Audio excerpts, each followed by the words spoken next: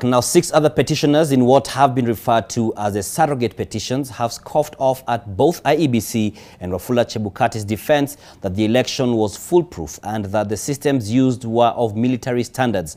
In their rejoinders before the 7-judge bench Friday, the petitioners indicated that the explanation given by the respondents did very little, if anything, to salvage the credibility of the August 9th polls. They have asked the court to annul the results and let the people finally make their sovereign will in a fresh election. NTV's Ibrahim Karanja reports. As the curtains fell on the hearing of the presidential petitions, the 6 other petitioners had a second chance to present their case before the judges, pouring cold water on each and every explanation submitted by the respondents. I was a bit surprised yesterday when I heard words like shock and awe tactics.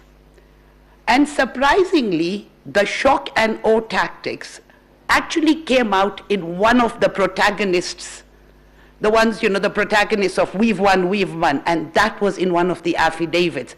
And these are the direct words that an umpire is using. So how is this umpire as independent as they are claiming to be? First on their list of items that required discrediting in the rejoinder was the assertion that the role of tallying, verification and declaration of results was not a preserve of the members of the commission.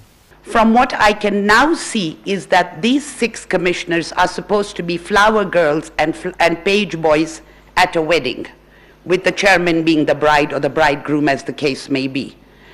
That surely was not the intention of the Constitution.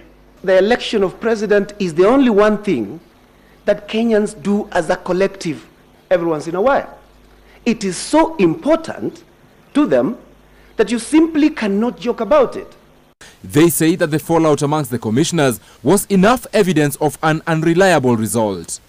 When an alligator comes out of the water and tells you that the crocodile is sick, do you doubt him? When the commissioners come out and tell you that our processes are opaque, our processes are not as per the Constitution, do you doubt them? I urge you, don't doubt them.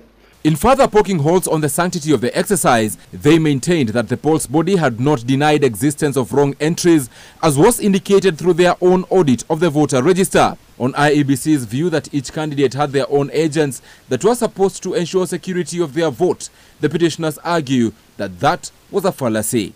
Is no longer the baby of Raila Amolo Odinga V.